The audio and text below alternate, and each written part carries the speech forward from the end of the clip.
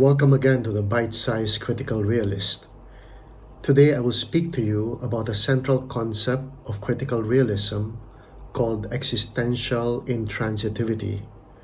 I know it's a mouthful, but it's a really important concept. A defining characteristic of critical realism is its non-negotiable insistence on ontology. For the longest time, the mandate has been, "Thou shalt not commit ontology," because this is something nebulous, something that we cannot really know, according to modern philosophers. But Roy Bhaskar, in his Critical Realism, insists that without ontology, the practice of science does not make sense. Ontology refers to our assumptions about reality, the reality that we strive to know. And unless we are clear and explicit about our ontology, our assumptions about reality, everything else might get confusing. According to Roy Bhaskar, we always have an implicit ontology. So it is important for us to make this ontology explicit so that whatever we say, whatever we think, will be consistent with it. In short, Bhaskar wants us to pay attention to the backstory, not only our underlying and often unconscious assumptions about knowing, but even more fundamentally, our assumptions about reality. In other words, our ontology. Existential intransitivity refers to the insight that the world exists independently of the human knower. Reality is mind-independent. It is this fundamental insight into the intransitivity of the world that allows Bhaskar to reinstall ontology into its rightful place. How does Bhaskar build his case for the existential intransitivity of the world? Well, he asks his usual question: what should the world be like for the practice of science to be possible and intelligible? What are the conditions for the possibility of doing science in the world? And he begins by analyzing a basic method of science, observation or sense perception. Observation or sense perception is an undeniable and central method for the empirical sciences. If we analyze our experience of observation, we cannot help but notice our experience of changes in our perception, as well as errors in our perception. Now, according to Bhaskar, this mutability of perception, this fallibility, tells us something very basic and very important about the world. The world we perceive, the world we observe, is invariant, it's intransigent. It doesn't change just because the knower wants it to change. The objects of our perception have to be independent, or in Bhaskar's word, intransitive.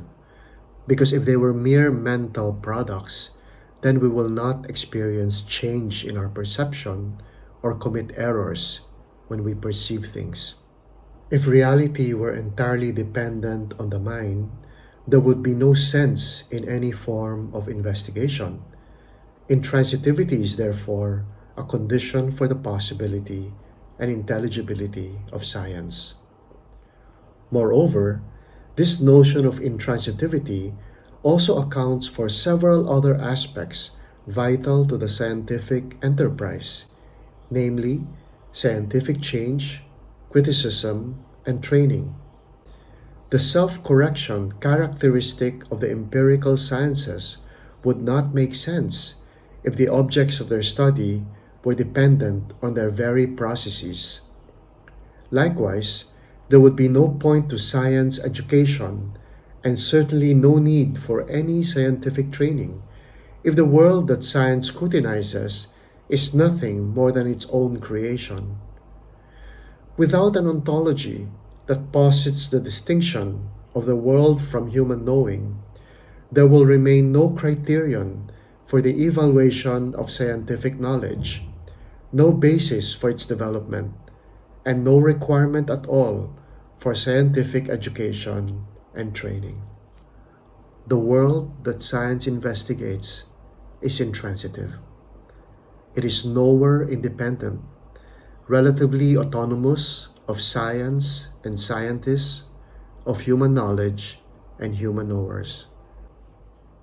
Now, if the world of science is intransitive, the work of science, the effort, the enterprise to know about the world, is transitive.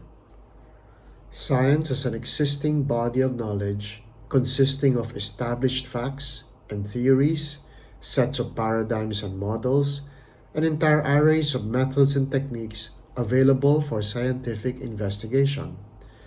These intellectual products comprise the transitive dimension of science and are just as indispensable to it as its intransitive objects of knowledge. Science is the result of the ongoing social production of knowledge, and all scientific knowledge, like all human knowledge, is a social product. They are human produced and human dependent. When we say the work of science is transitive, we are also saying that the process of producing scientific knowledge is inherently social. Knowledge is produced historically and communally. In other words, a scientist never works in a vacuum. He always works with what is already pre-existing, the body of scientific knowledge that conditions his practice of science. So based on this analysis of sense perception and observation, Bhaskar concludes that there are two dimensions in scientific knowing, and in fact in all knowing. The first dimension is the intransitive dimension, referring to the mind-independent world that science investigates. And the second dimension is a transitive work of science, the social production of scientific knowledge. This concept of intransitivity reminds me of a strange serial killer whose story is told in Greek mythology. The name of the serial killer is Procrustes, and he was an innkeeper. The strange thing about Procrustes is that he only had one room for guests every night, and in that one room there was one bed. Every night, Procrustes would wait for his guests to fall asleep before sneaking into the room to observe his sleeping guests. If the guests were shorter than the bed, then he would stretch the guests until the guests would fit perfectly in the bed, in the process killing his guest. On the other hand, if the guests were too tall and too long for his bed, he would amputate the legs of his guests and leave the guests to bleed to death all night. This is where the term Procrustean bed came from, when you insist that something has to be the measure of reality. For Bhaskar, through his concept of existential intransitivity, he reminds us that there ought to be only one Procrustean bed, and that is reality itself. It is important to clarify the priority of the intransitive world of science over the transitive work of science. However, it is also important to keep these two dimensions distinct. A confusion between the two, a conflation of the two, will result in what Bhaskar calls the epistemic fallacy. We define epistemic fallacy as our tendency to reduce reality into our knowledge of it, and our tendency to conflate ontology with epistemology. You may have heard of the ancient Indian parable about the elephant and a group of 6 blind men. The story goes like this. 6 blind men stumble over an elephant and have never encountered an elephant before. And so using their sense of touch, they try to make sense of this new creature in front of them. Well, obviously, each blind man is only able to touch a part of the elephant. So one blind man touching the ear of the elephant thinks that the elephant is similar to a carpet. Another blind man who touches the tusk of the elephant thinks that the elephant is like a spear. Yet another blind man who is touching the tail of the elephant, concludes that the elephant is no more than a piece of rope. Now, each of the blind men has his own transitive version of reality. They have different claims about the elephant.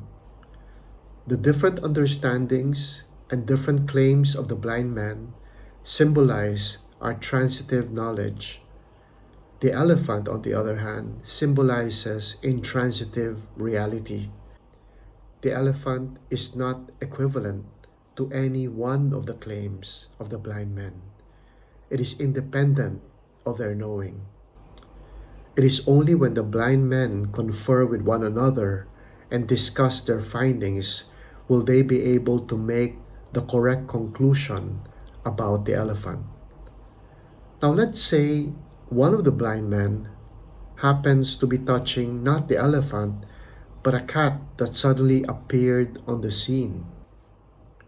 Hopefully, when the blind men discuss their findings with one another, they will be able to reach the correct conclusion that one of them has not perceived an elephant or a part of the elephant, but rather an entirely different animal.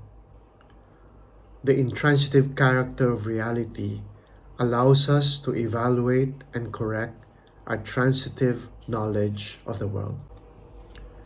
Now, how about social reality? Is social reality, like natural reality, also intransitive? Language, society, economies, religion, all of these are dependent on people. Can we say that they are also intransitive?